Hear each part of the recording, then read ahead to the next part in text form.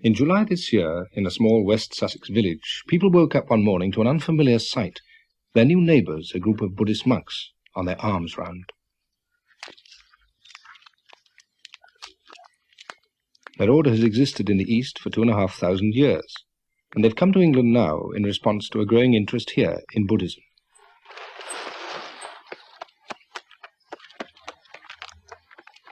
They aim to live the simple and disciplined life which the Buddha laid down for the earliest forest monks.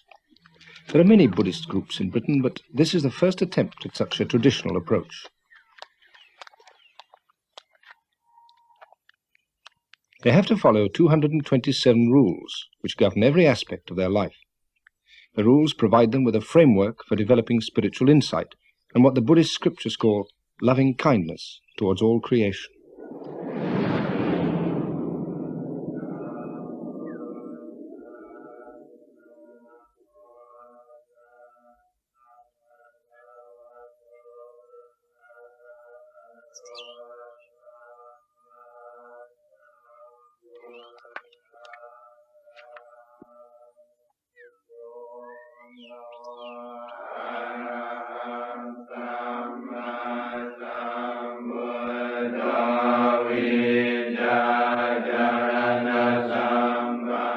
The community consists of about 20 monks, novices and lay followers. Their day has begun at 4 a.m. with meditation followed by chanting in Pali.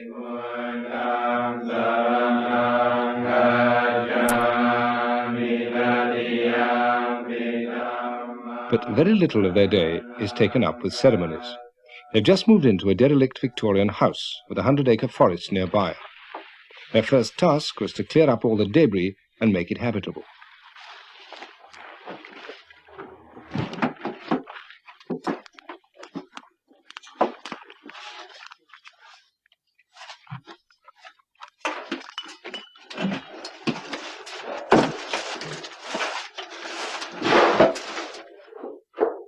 Monks are trained to be content with little.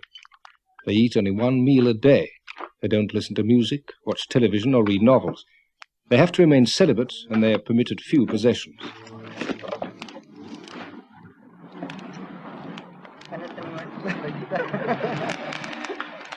Their aim is to be free of everything which might distract them from their main task, putting into practice the Buddha's teaching about the path to enlightenment. The spiritual head of the order is the Venerable Ajahn Chah. He has come from Thailand for a few weeks to lend his support to the new sanctuary. Many people in the West today seem to have much dissatisfaction and unhappiness in their hearts, and they feel they don't have a satisfactory means of dealing with it. The teachings of the Buddha offer the practice of meditation, which is a way of solving problems and overcoming confusion. We've been invited over here because many people want to learn how to put the teaching into practice, with the aim of finding a path through their confusion towards peace and calm.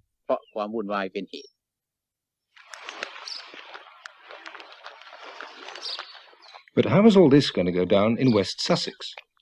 For hundreds of years, Western Christians have exported their religion. Now, for the first time, the West is on the receiving end. This little hamlet is essentially, it's been steeped in religion for hundreds and hundreds and hundreds of years, Christian religion. We have this little shepherd's church, we always sort of called it, I suppose it was a shepherd's church, which is in the Doomsday Book. And you have the old manor, which was originally an abbey.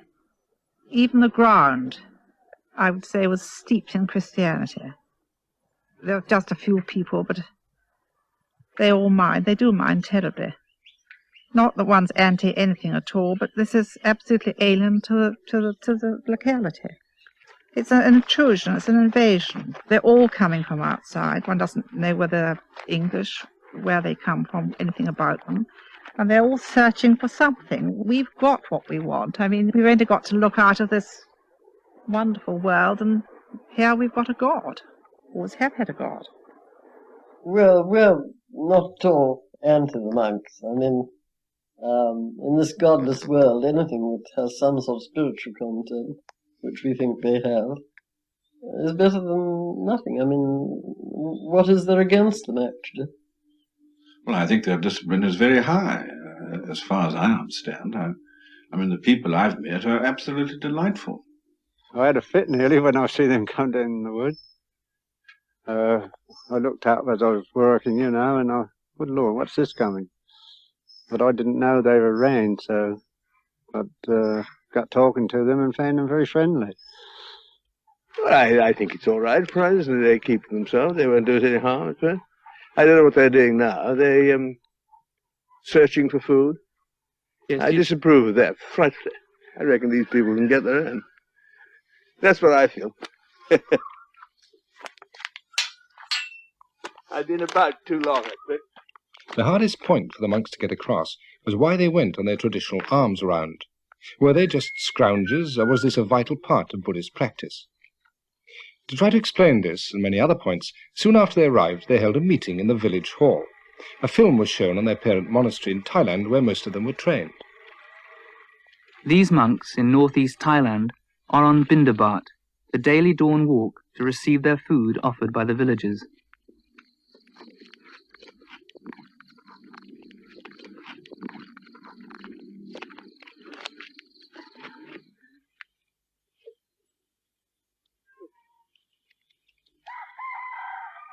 They're not allowed to possess money, nor grow their own food. This ensures their total dependence on the lay community, so they can't cut themselves off in a spiritual cocoon.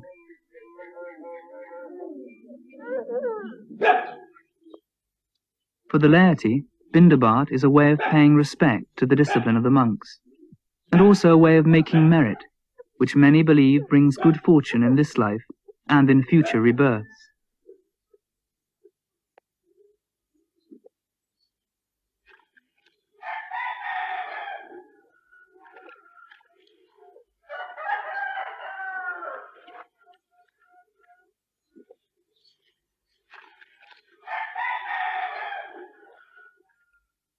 Rumours in the Sussex village had been rife.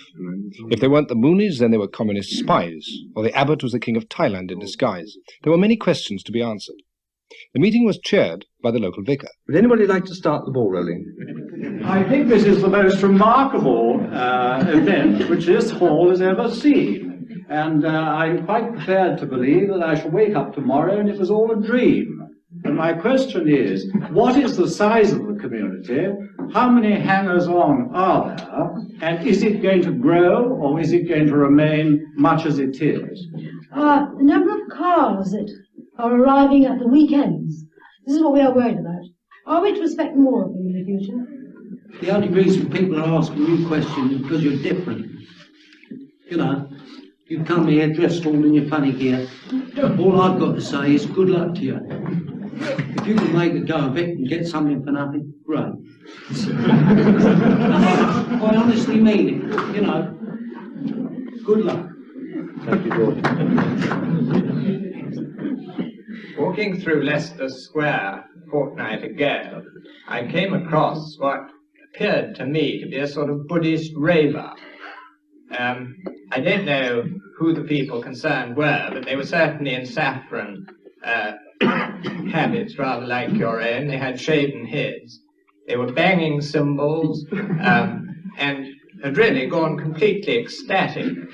I think one of the things that we have a fear of here is that these sort of people, who may be a fringe element, I don't know, of your faith, may come down here, and this sort of thing may go on at Chitters. The monks' way of meeting doubts that they were just another weird and possibly dangerous sect was to invite the local people to the sanctuary to take a look for themselves. They explained that their rules forbade them to ask for food, and they didn't expect to be fed by their neighbours, but they were keeping up the tradition of the alms round partly as a way of making contact.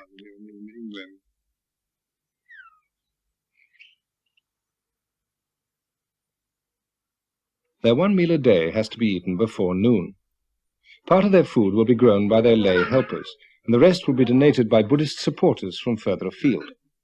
Today it's been given by the Hampshire Buddhist Society.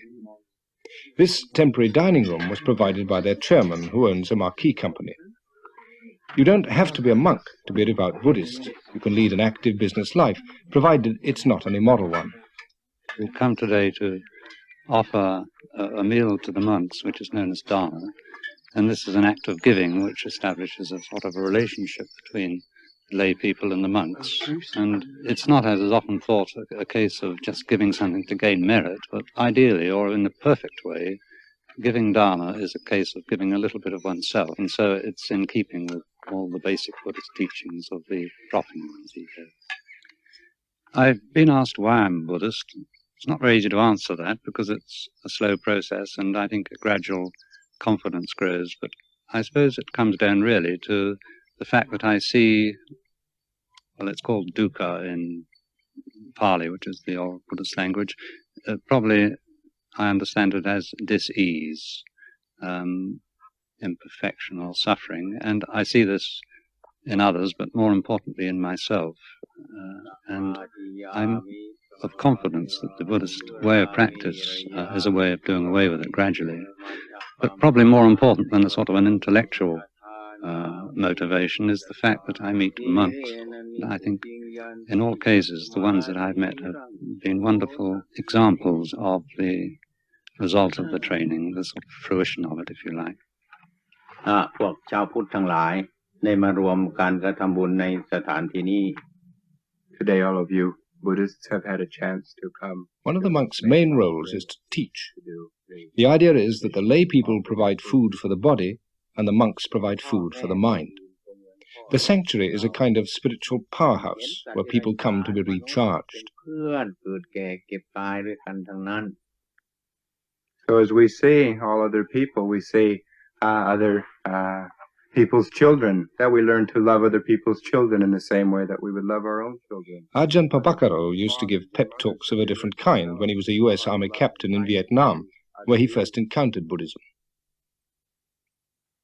I began to practice as a layperson in the Army, and it became quite obvious that if I wanted to continue being a devout lay Buddhist, to practice strictly adhere to the training precepts that are taught and things, that just to wear a military uniform would be against those teachings. I thought if I wanted to do it 100%, that it would be best to become a monk. And here I am, 8 years later. Tanaranyabo has been a policeman, a merchant seaman, a TV engineer and a barman, but for the last 3 years a Buddhist monk. The Buddha's teaching was always intended to be flexible, and there's nothing in it which prohibits adapting to new ways, provided they don't contradict the basic principles. I'm not a very high-minded person.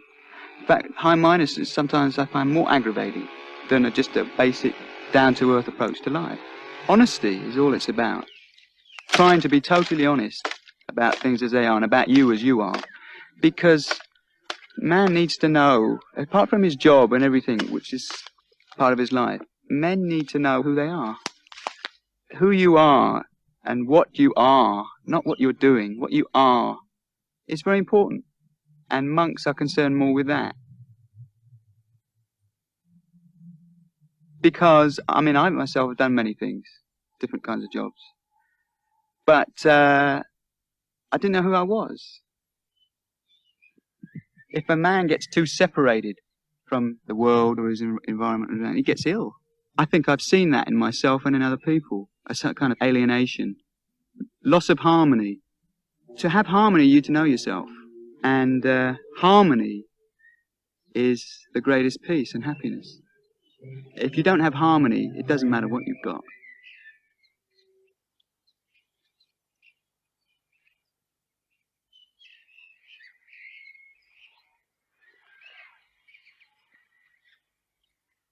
Meditation is seen as the path towards harmony. The Buddha taught that the main reason we become unhappy in life is that we fail to recognize that nothing can last forever. So we cling to possessions, our youth, happy feelings, our loved ones, in the vain hope that things will never change, and when they do, we feel thwarted and miserable. The aim of Buddhist practice, meditation combined with moral living, is a very down-to-earth one, to find a way of overcoming unhappiness. The Buddha taught that this can only be achieved when we reach a sense of detachment, a perspective from where we're no longer upset by the ups and downs of life.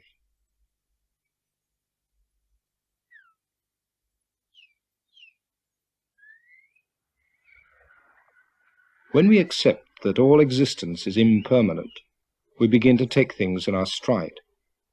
And once we stop clinging to things as though they last forever, then we begin to overcome unhappiness.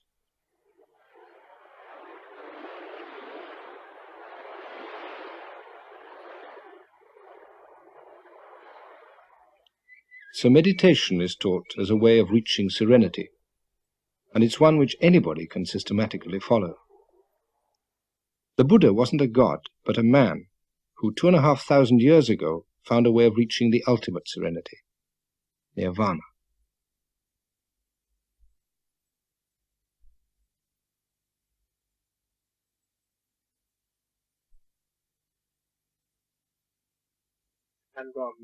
But meditation isn't regarded as something just for monks. Does your meditation include the mindfulness aspect which was taught by the Buddha?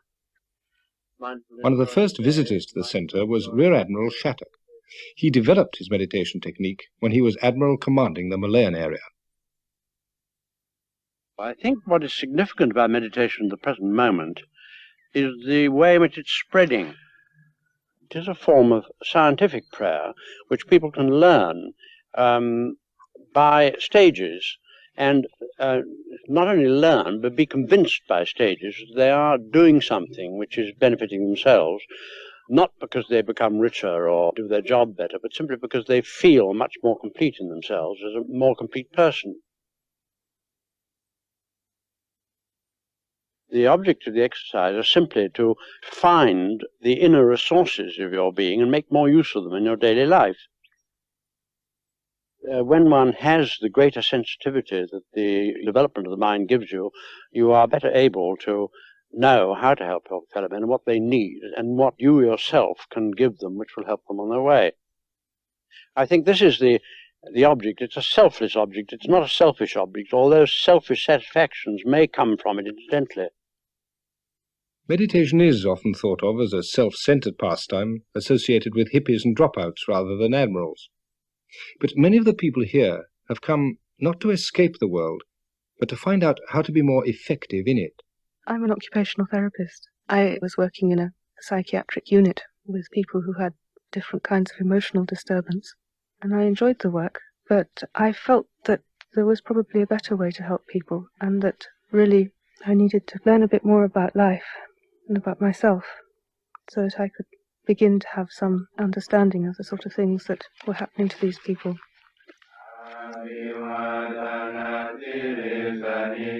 A lot of people say that the monks are very selfish, that they spend all their time working on themselves, and that this way of life doesn't really benefit anybody else very much. But it's benefited me enormously, because what they're doing is living a teaching, and they're making it work, and showing other people that they can make it work too.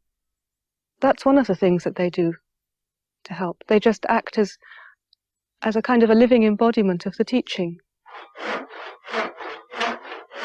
Well, if it hadn't been for this practice and this teaching, I would have ended up in a nut house. You do some meditation, and you conduct yourself very mindfully and peacefully. You get insights into the way your own mind's going round in its own particular short circuits. And you break through a lot of neurotic behaviour patterns, and you find yourself coping with the world again, simply because this training's shown you how to look into your own mind. Even the most menial work can be regarded as a form of meditation if it's carried out with awareness.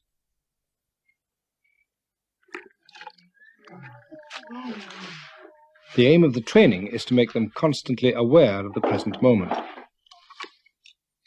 Since monks are forbidden to till the soil, this is done by a novice or layman. One of the community is a former property millionaire who now seeks a different kind of satisfaction. No, not digging. Just the weed. I show you. You see? In charge of the gardens is Walter Stangl. As a German soldier in the last war, he was imprisoned by the Russians in Siberia. For some years he was a Buddhist monk himself, but most recently he's worked as a head gardener at Kew. Now he's decided to devote the rest of his life to this community. See, you take it off, put it here in. Yeah. Through Buddhism, I found out more or less or a little bit who I am, and I'm still discovering how little I am. Buddha said, don't believe in me, what I say. Just find out for yourself, not believing on thinking it's this is or that this way. Stand on your own feet. Be your own explorer, your own discoverer, and see what is on. What's the meaning of life? What's the purpose to be here? Is it just the purpose here to accumulate money, property, houses and cars and all the rest of it?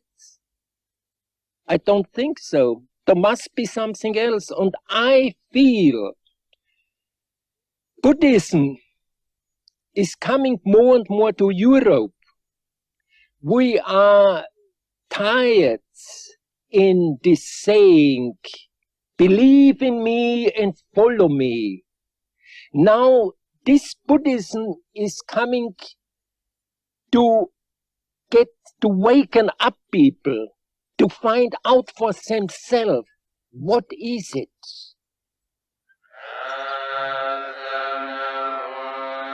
The Buddha taught that understanding is more important than believing, and that enlightenment doesn't come in the form of grace from a divine power, but as a result of man's own efforts to understand the teaching.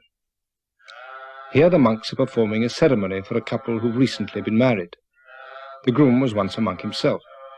There's no dishonor in having disrobed, since Buddhists accept that all states are subject to change.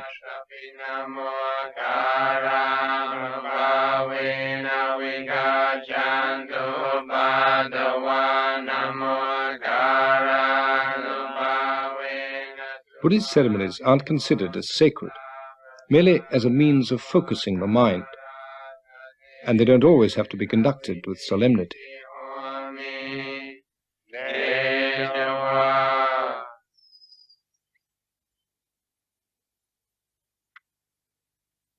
At the end of the ceremony, they tie a thread as a gesture of good luck. Even the cat benefits from the ritual sprinkling.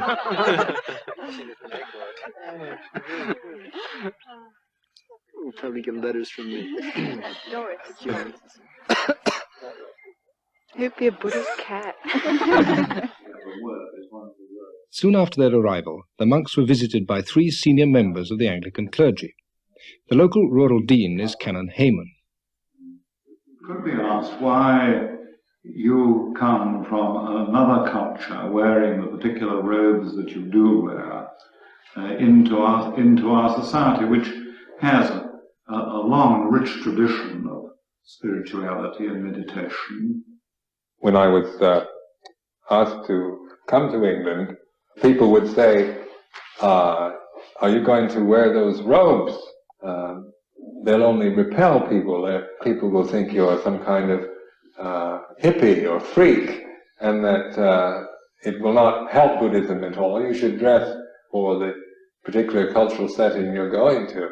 And then we reflected on this for a while, and we thought, but yet this is only a matter of opinion. It has to be tried first, because symbolically these robes have a tremendous amount of value, and the color, the shaven head, and all these are symbolic of those who leave the home life to the homeless life. Like shaving the head is a way of saying I'm giving up the worldly life, because hair is can be a great sign of vanity and attraction. But we're not here to criticize or to fault find with the society, but to show by our own example a way that is possible to live in this society without being caught in the foolishness of it. But not all local Christians were so willing to listen. Pastor Carter is a minister from the Evangelical Church. Jesus said, I am the way, the truth, and the life. No man cometh unto the Father but by me. I am the door. And what's happening? All these false religions are coming in from the East. False cults are coming in from America. We're dabbling in the occult, and this is not the answer. The answer is found in the Lord Jesus Christ. And so come back to your question. I'm sorry, and I'm grieved that England is now turning to all these false religions which are not really the answer. Buddha is dead, but Jesus Christ is alive. It is a great responsibility, but it is a joyful responsibility to go and tell all mankind about the love of the Lord Jesus Christ. Hello. My name is Pastor Carter from the Hazelmere Evangelical Church. How do you do? Now, I come to you from all the Bible-believing Christians in this area, and I've come to tell you the great message that Jesus Christ loves you, and he died for you to save you from your sin, and he's living today. I was only speaking to him this morning. He's a living Lord. He's a living Lord. And I've come to... The monks willingly accepted the gift of a Bible, but they made no attempt to convert the pastor in their turn. Buddhism today doesn't try to make converts, but the monks were happy to explain their views to anyone who was interested. They were invited to the home of Brigadier and Mrs. Chatterton. I think it's very interesting that young people are turning to, if I may say so, Buddhism or that form of spiritual situation, because the Christian church hasn't got the hold that it had. I mean, it's only 11% of 52 million people. Yeah. Doesn't grip, does it? Doesn't seem to, no. Yeah, that's the point.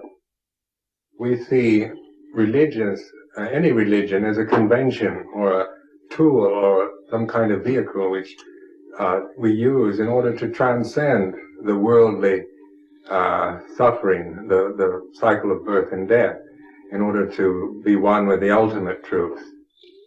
And I think in Christianity, maybe the conventions they use, the words are different, the way they talk, but it all is pointing in the same direction, at that which is, say, beyond description, that which we call immortal, or beyond birth and death, that which is perfect and complete. Yes. We're not claiming that ours is the only true path, but it is one of the conventions that we, through our own personal practice and experience, have found very useful and beneficial. The main problem when one religion tries to understand another is the lack of a common vocabulary. This is what the local clergyman hoped to find. They showed the monks around a former Christian priory, which seemed a suitable setting for a metaphysical discussion. When you are meditating, are you having any regard to what we would call God? I'd be very shy of using the word God. I would say that it's becoming aware of the way things are, the way your mind is, the way that your mind works, but the way that all things are interconnected, interrelated. It's opening yourself up to that which is beyond your immediate knowledge and realizing there is something beyond that, that which arises and that which passes away, that which is mortal, that which is born and dies.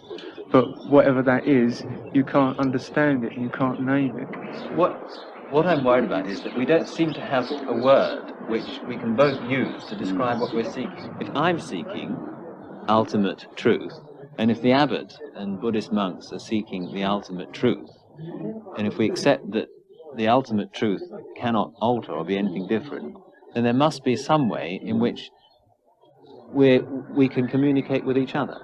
The world will separate us, right? He's a Buddhist, I'm a Christian.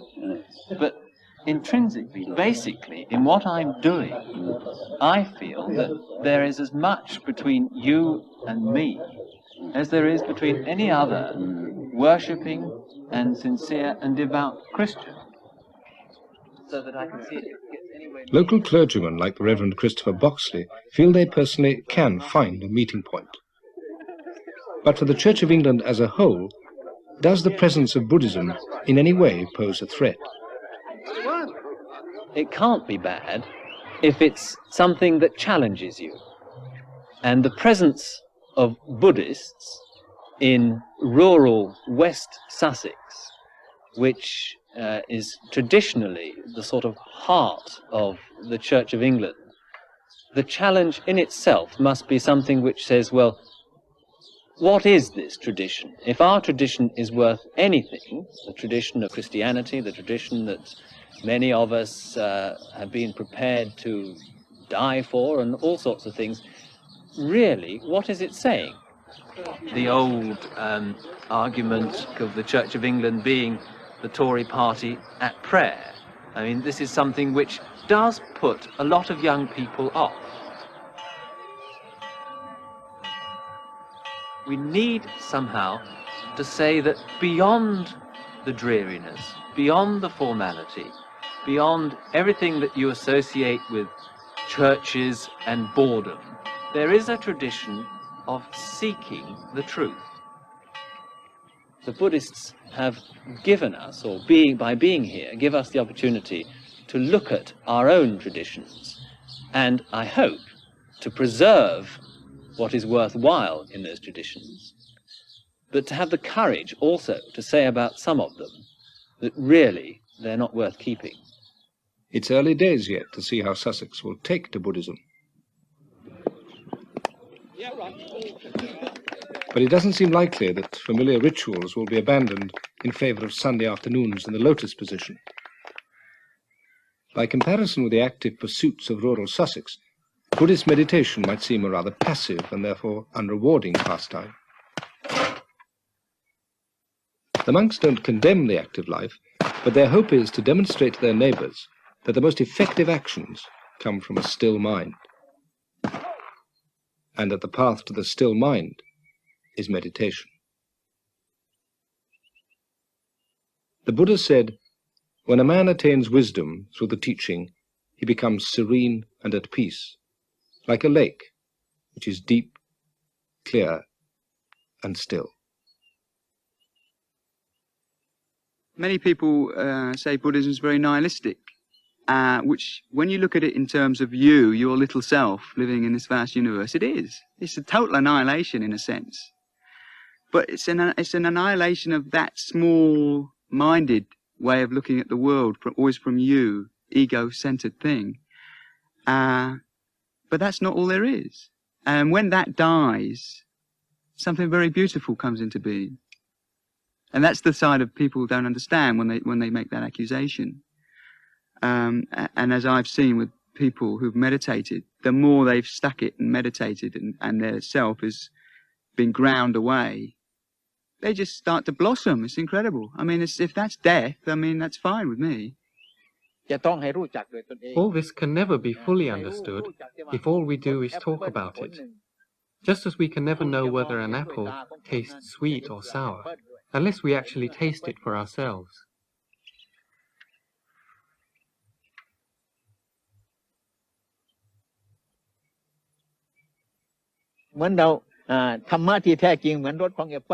The ultimate truth is like the flavor of an apple, which you can't see with the eye or hear with the ear. The only way to experience it is to put the teaching into practice. Once you've tasted it, you'll no longer be in any doubt about its flavor, and you won't have to ask anyone else. The problem will be solved.